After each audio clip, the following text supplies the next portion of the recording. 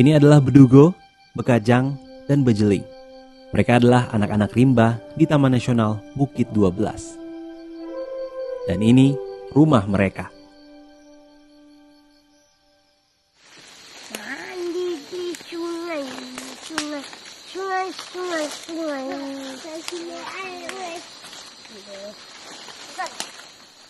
Bedugo, Bekajang, dan Bejeling lahir di hutan ini. Mereka suka sekali hutan. Ini adalah taman bermain yang sangat luas dan menyenangkan.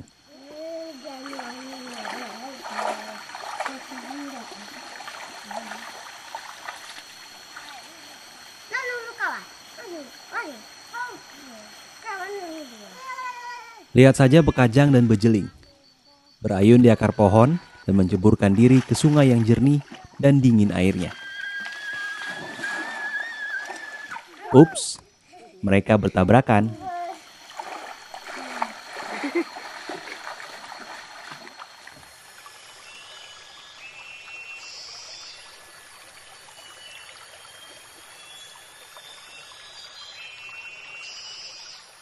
Anak-anak atau orang rimba biasa menyebutnya budak. Dilahirkan di tempat khusus bernama Tano Pranaon. Lokasinya berada di pedalaman rimba yang lebat. Sebuah pondok sederhana tanpa dinding disiapkan sebagai tempat tinggal sementara hingga ibu selesai melahirkan bayinya. Mereka menyebutnya sudung. Seperti ini bentuknya. Hanya saja kebanyakan orang rimba saat ini tidak lagi memakai atap cikai dari daun serdang. Akan tetapi lebih senang memakai terpal dari bahan plastik. Alasannya lebih praktis dan bahannya tahan lebih lama. Ini pula salah satu pengaruh budaya luar yang mengubah cara hidup orang rimba, termasuk perubahan dalam cara berpakaian. Banyak laki-laki dewasa tidak lagi menggunakan cawat dan bertelanjang dada.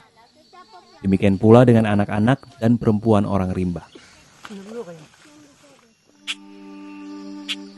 Masih ada banyak budaya luar lain yang memengaruhi kehidupan orang rimba. Akan tetapi kita kembali dulu ke petualangan mereka bertiga. Bedugo, Bekajang, dan Bejeling memiliki ikatan dengan alam yang sangat erat. Dan alam ini masih terpelihara karena ada sosok tetua adat yang selalu menjaganya. Dia adalah Tengganai Besemen.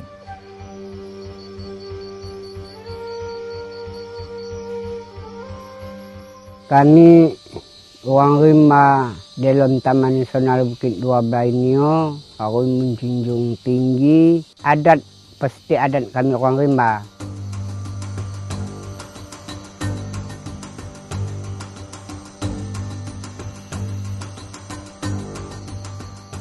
Jadi dalam seloko adat, aturan adat kami orang rimba zaman-zaman nenek puyang dulu, yang disebut kami orang rimba, atap cikai, bedinding banel, batikar gambut, babantal lumun, ayam kuau, bakambing kijang, kerbau ruso, itulah ternak kami orang rimba.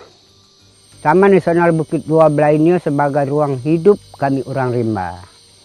Jadi semua aturan adat dan juga hidup mencari semua apa juga makan-makanan seperti gadung, banar, umbi-umbian, itu tetap kita mencari dalam rimba.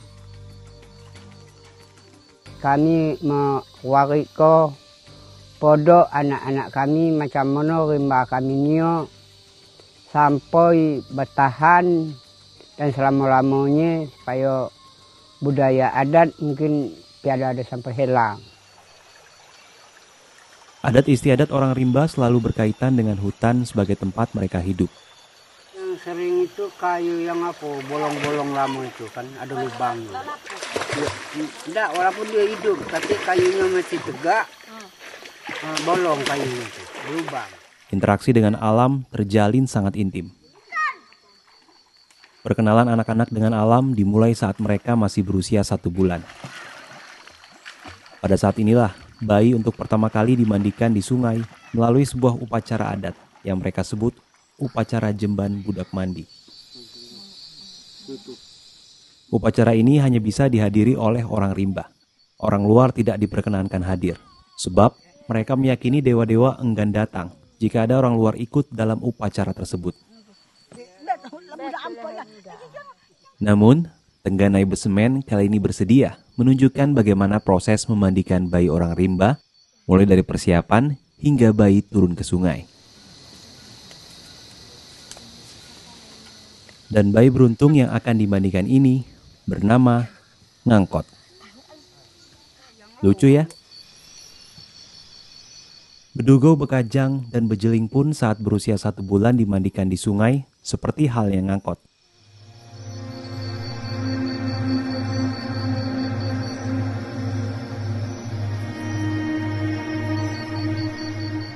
Relasi orang rimba dan alamnya juga diekspresikan pada setiap kelahiran manusia. Sejak lahir, setiap satu orang rimba yang baru lahir dihadiahi 2 pohon, yaitu Tenggeris dan Sentubung.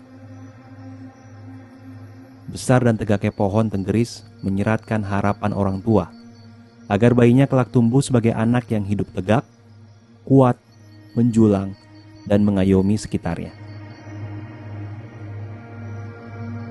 Sementara pohon Sentubung sebagai pelindung ari-ari bayi yang dikubur di dekat akar pohon. Kedua pohon itu harus dijaga dan pantang untuk ditebang. Jika pohon itu ditebang, sama artinya dengan membunuh nyawa manusia, pemilik pohon.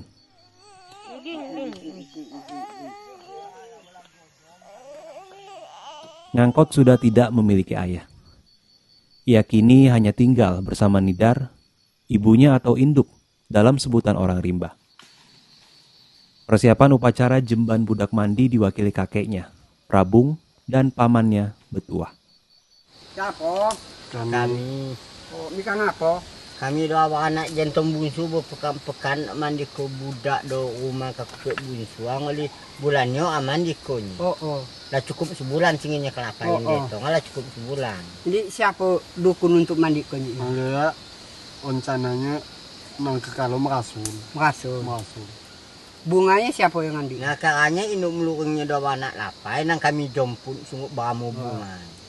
Ya tiada ada bisa apa? Tiada ada bisa helang. Oh. Mulai kekayaan adat nenek puyang Oh. kita. Jadi budak harus mandi kok berjemban Tahu. dan juga bunga harus ada. Karena ya sejak di adat nenek puyang awak seperti itu lah. Jadi rencananya membuat ibu salinyo Soalnya mandi punya isu. Tahu. Wow. Oh ya pada ada bisa helang lah adat Ah. nenek puyang awak seperti itu. Ini nunggu ayah. Tahu. Upacara memandikan bayi akan berlangsung besok. Prabung dan Betuah harus menyiapkan tempat upacara adatnya hari ini. Tengganai rupanya ingin juga membantu. Mereka segera menuju lokasi yang telah dipilih oleh dukun adat.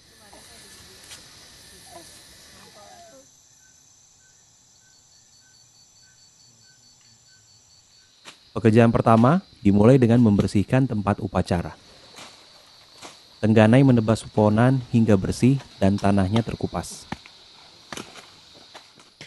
Sementara Prabung membuat panggung untuk tempat duduk dukun. Semua bahannya diambil dari hutan, termasuk tali yang digunakan untuk mengikat, berasal dari rotan atau akar pohon. Pekerjaan terakhir adalah membuat tangga untuk turun ke sungai dan menyiapkan titian di atas air sungai tempat ibu memandikan bayinya.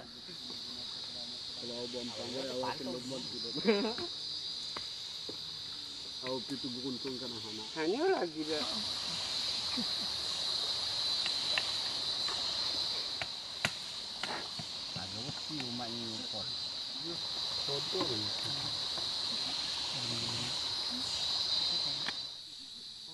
Tugas hari ini pun selesai. Semuanya kembali ke Sudung untuk beristirahat dan menanti hari penting besok, upacara memandikan bayi.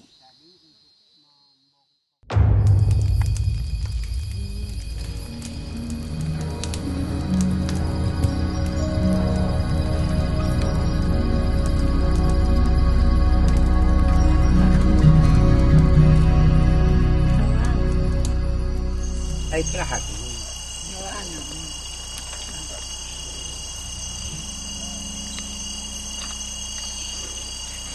Ini Buddha dibilang. Ya ikan.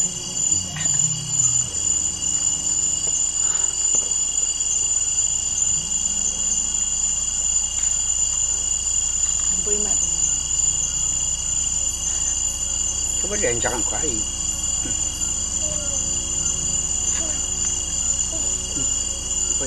Oh,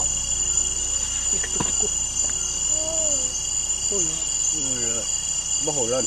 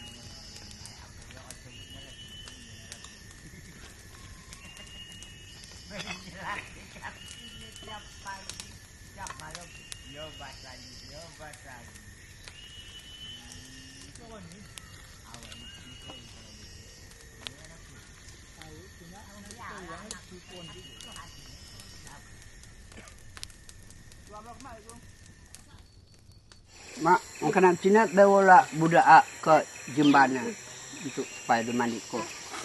Dukunnya juga ikut nih. Ya. Malah Untuk dukun tukang mandi kok. Bantuan Kak, kana busuan. Nanti nyambut sih. Yang tukang tarinya. Mau makan dulu. Nah, ini.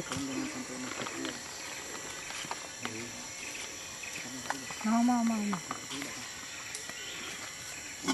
Jangan cepat nih, saya pelan.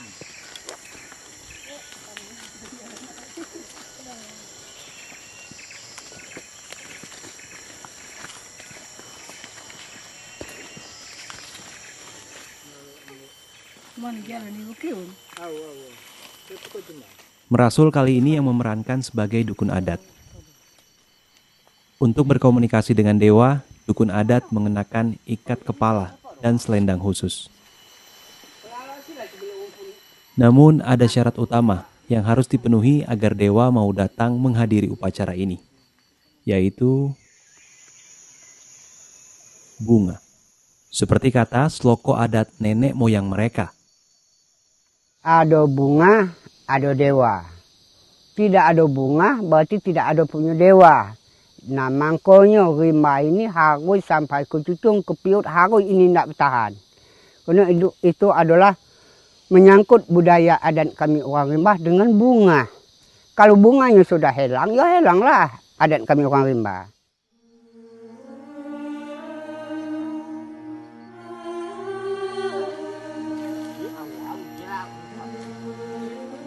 Maknanya begitu mendalam.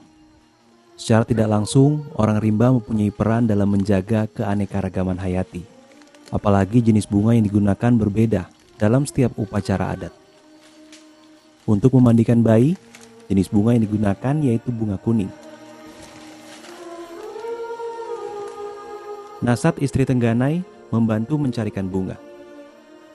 Beruntung sekali, bunga kuning yang dicari berada tak jauh dari tempat upacara.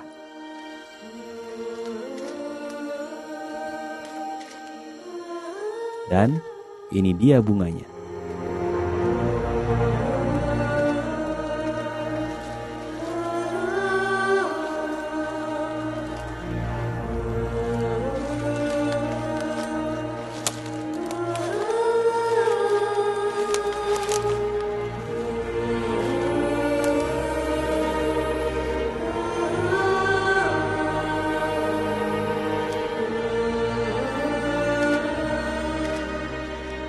Nasat menyerahkan bunga itu ke dukun.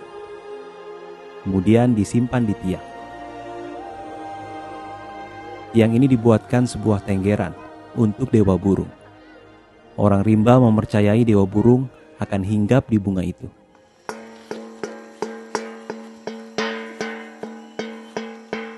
Betua sudah membunyikan tetabuhan. Pertunjukan ini menandai upacara memandikan bayi dimulai.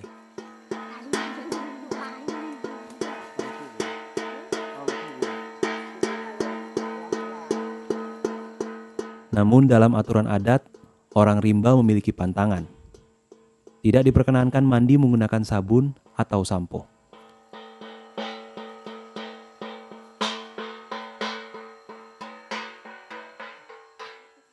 Bayi mandi ke sungai ioi, buat jemban ioi, sebenarnya supaya mandi ke sungai supaya cepat daki-daki bayi ioi anyut di sungai supaya dia subur.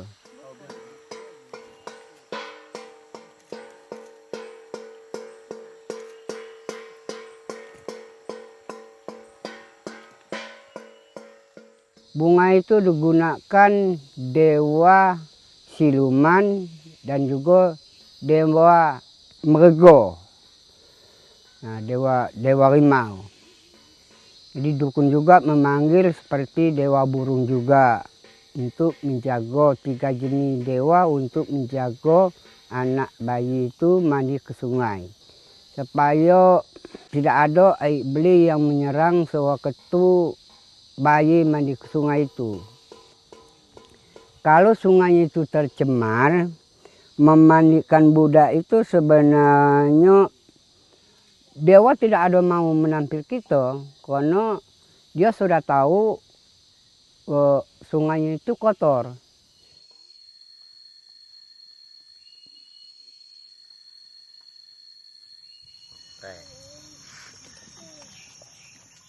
Upacara jemban budak mandi selesai. Bayi ngangkot kini sudah sempurna, menjadi keluarga besar orang rimba.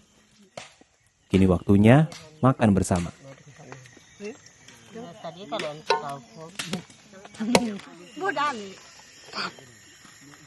Induk Nasat dan Nidar menyiapkan menu nasi dan gulai ikan.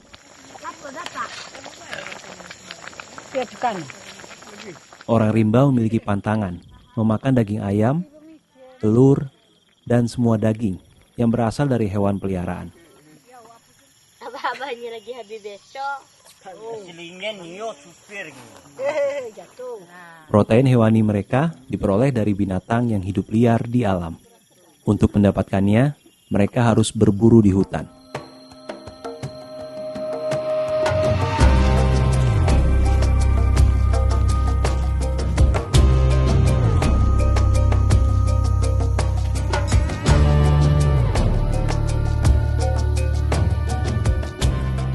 Orang rimba sudah terbiasa berburu. Ini cara mereka bertahan hidup di alam liar. Orang rimba berburu menggunakan tombak. Namun generasi muda sekarang lebih suka berburu dengan senapan angin.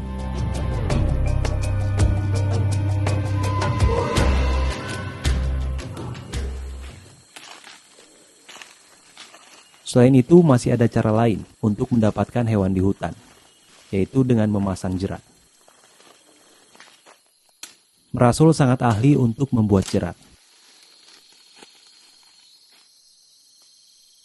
Pertama-tama, Merasul harus mencari dulu pohon antui. Kulit pohon antui ini dipakai sebagai tali karena sangat kuat, tidak mudah putus.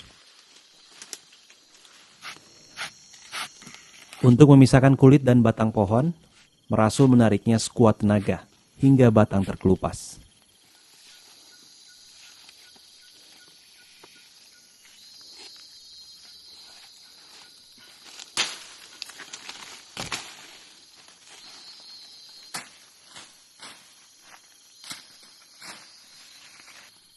Merasul kali ini membuat jerat kaki.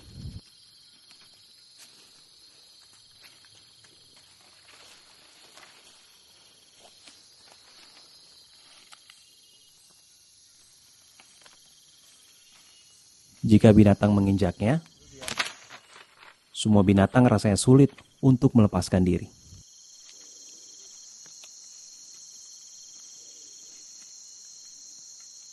Jerat yang dibuat Merasul ukurannya terbilang kecil. Target buruannya adalah landak atau biawak. Merasul tidak membuat jerat besar untuk kijang dan kancil karena keduanya termasuk satwa dilindungi.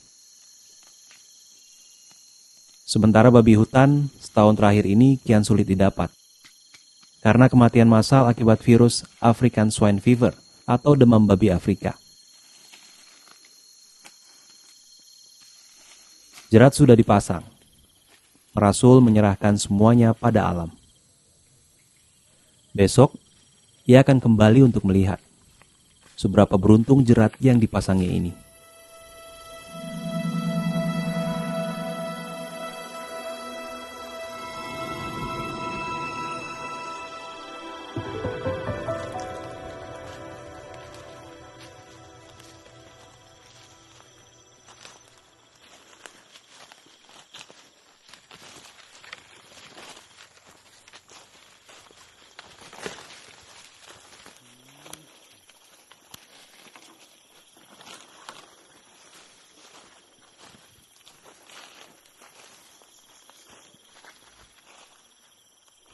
Rupanya, kali ini bukan hari keberuntungan Merasul.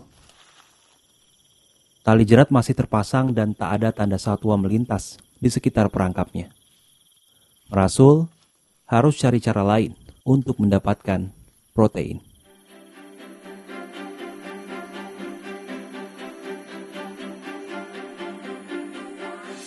Pagi ini Tengganai mengajak Bedugo, Bekajang, dan Bejeling jalan-jalan di hutan.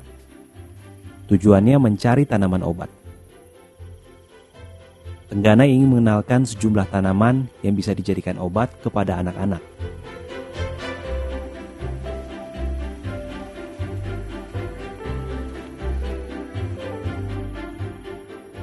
Meski menganggap kesempatan ini sebagai waktu berlibur, Tengganai tetap harus mewariskan pengetahuannya kepada generasi muda orang rimba sedini mungkin. Tanaman yang pertama ditemukan ialah pohon pejan. Batang pohon ini berkhasiat mengobati bayi yang sulit buang air.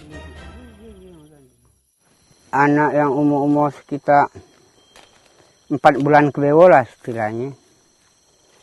Hanya obatnya. Ya kan betongnya lembutnya. Lembut betongnya lembut. Bukan kayunya, bukan. Lembutnya. Jadi ditumbuk betongnya. Mungkin bisa ada patok ke ibu. Nah kan lembutnya. Lembutnya dibuang. Dibuat seperti ini. Untuk kubak atau dibuat seperti ini. Dibuangnya.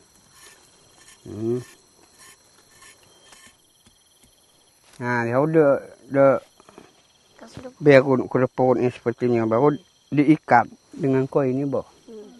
Diikat dengan koin. Nah, mudah-mudahan kira-kira sejam atau 2 jam tetapnya terbinggu. Selancarnya binggu. Nah, kalau besok kita orang terima obat pejan. Pejan yang anak-anak umur 4 tahun ke bawah susah binggu. Nah, inilah obat. Nikah harus pahami ni segodong ni lah sudah punya buah. Inilah sudah punya buah. Jadi harus ingat nikah pada pohon wajah pohon ni seperti ni. Ni bukan kayu ni. Ni kada rumput tapi jenis wajahnya ni pas seperti kayu ibu.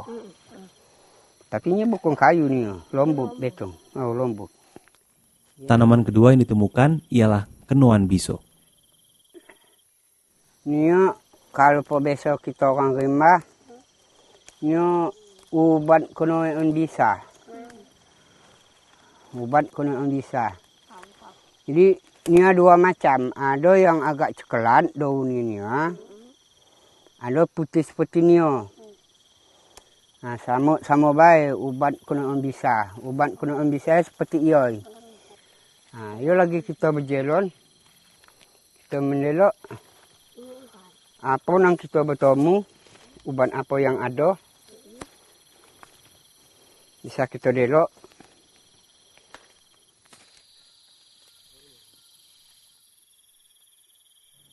Tengganai melanjutkan penjelajahan. Kali ini yang dicari adalah cendawan hahati. Sesuai namanya, cendawan atau jamur ini dipercaya orang rimba untuk menyembuhkan hati atau lever.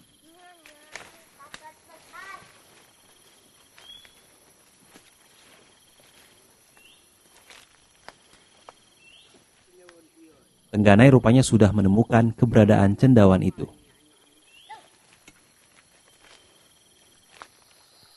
Bedugo rupanya ingin ikut memanjat. Untuk mendapatkan cendawan hahati, Tengganai harus menemukan pohon meranti. Sebab cendawan ini hidup sebagai parasit hanya di batang pohon meranti.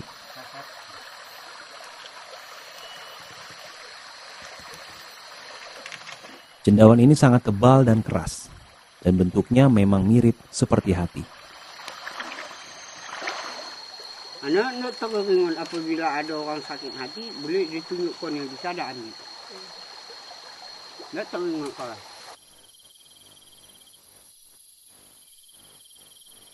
Dalam perjalanan pulang, Tengganai Besemen ingin menunjukkan tanaman obat lain, yaitu Ampedu Tanoh atau pasak bumi. Khasiat tanaman ini ada pada akarnya sebagai obat malaria, demam, penangkal racun, dan obat kuat. Tapi Tengganai wanti-wanti kepada anak-anak. Saat melihat pohonnya, tidak diperbolehkan menyebut namanya. Jika disebut, pohon ini takkan bisa dicabut dari tanah. Ampedu Tanoh, aturan bisa dicabut ini karena kecil kayunya. Tapi karena jelai anak saya nyebut, ini Ampedu Tanoh, susah nak cabut ini. Tapi yang namanya anak-anak, Bedugo yang begitu bersemangat, spontan menyebutkan namanya. Ya, Bedugo ingin menunjukkan pada Tengganai bahwa dia tahu yang mana pohon Ampedu Tanoh. Tapi coba kita cabut upung. Ya, Bapak. Tengganai membuktikan ucapannya. Dicobanya Ampedu Tanoh dicabut dari tanah. Sekali, Sampai pas. batangnya patah.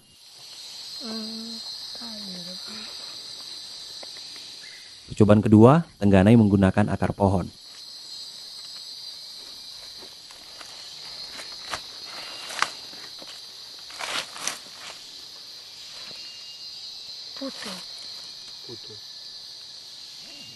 Ups, akarnya patah.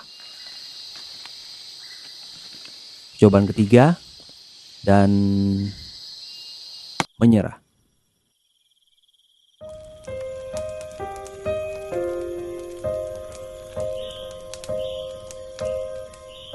Sebagai sesepuh adat orang rimba, Tengganai Besemen menghadapi situasi yang dilematis. Kemajuan teknologi membawa pengaruh yang buruk bagi anak-anak orang rimba. Apalagi jika bukan internet.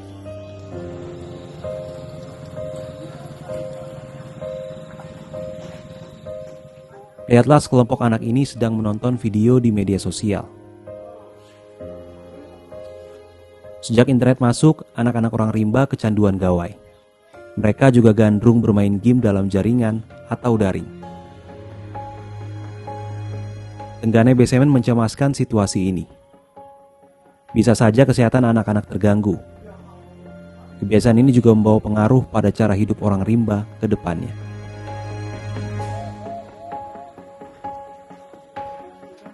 Beberapa remaja mulai malu menjadi orang rimba. Tidak mau berbahasa orang rimba dan enggan mengaku sebagai orang rimba. Perubahan terjadi juga pada konsumsi mereka yang menyukai barang-barang dari luar. Itu juga menjadi tantangan juga terutama bagi anak-anak muda untuk bagaimana budaya lama dikaitkan dengan seperti ini.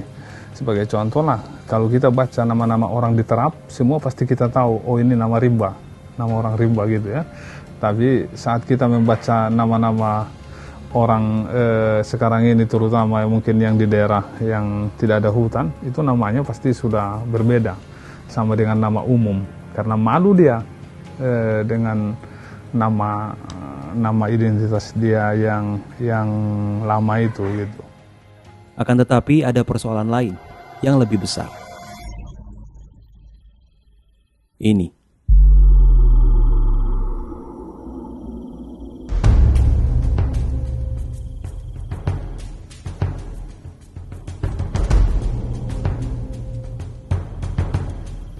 Ruang hidup orang rimba kini kian menyempit oleh perkebunan kelapa sawit.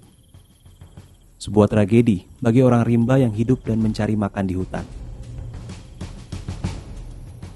Dari tahun ke tahun, luas hutan sebagai ruang hidup orang rimba kian menyusut. Jika tahun 1989 ekosistem Bukit 12 luasnya mencapai 130.308 hektar, tahun 1998 luasnya 86.768 hektar. Tahun 2000 berkurang menjadi 80.678 hektar. Dan di tahun 2008, penyusutan luas lahan kembali terjadi menjadi 60.483 hektar. Tahun 2015, pembukaan lahan kian merangsek kawasan Taman Nasional. Luas TNBD pun berkurang menjadi 54.027 hektar.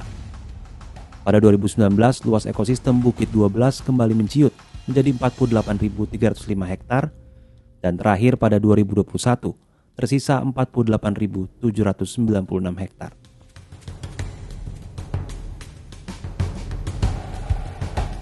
Hutan yang dahulu tempat tinggal mereka kini ditumbuhi kelapa sawit. Padahal negara sudah menjamin ruang hidup orang rimba di Taman Nasional Bukit 12. Ada kearifan lokal orang rimba, kemudian dipadu-padankan dengan aturan negara. Dalam zonasi ada, kalau di aturan kami, di aturan negara ada zona inti.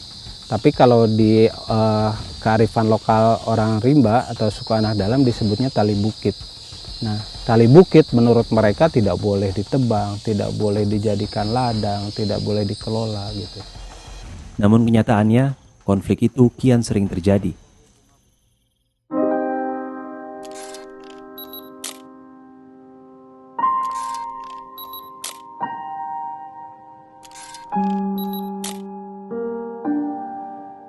Lihatlah yang terjadi pada Besayung, Besile, dan Ngeleta November 2021 lalu. Ketiganya dibuai karena cekcok dengan pengelola kebun sawit. Peristiwa kembali terulang pada 2016, saat orang rimba ditusuk dan dikeroyok saat diusir dari lahan perkebunan sawit. Konflik ini akan terus berulang, karena akses memperoleh makan sebagai hak dasar manusia kian terbatas. Yang memilukan, mereka mengais makanan di tempat sampah. Ini dialami Tumenggung Kitab, ketua adat orang rimba yang memungut sampah sisa makanan di Simpang Margoyoso, Kabupaten Merangin, Jambi. Mereka tidak memiliki budaya baru untuk bisa beradaptasi di kehidupan seperti kita ini. Mereka melihat sebutlah dunia luar begitu rakus lah, atau bukan cuma rakus, tapi ada satu kekuatan yang sangat dahsyat yang datang dari dunia luar ini yang menghabiskan hutan secara perlahan-lahan di sekeliling mereka. Itu yang tidak mereka duga sama sekali. Mereka tidak punya konsepsi, tidak punya bayangan ada kemajuan teknologi di dunia luar ini yang bisa menghabiskan hutan begitu cepat rata gitu. Nah, ini memang mereka sebutkan memang ini kiamat sudah datang.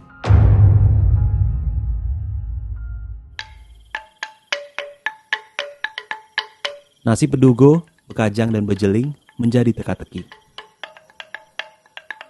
Apa yang terjadi dengan ratusan anak-anak orang rimba ke depan jika yang mereka lihat setiap hari, kerusakan dan kekerasan?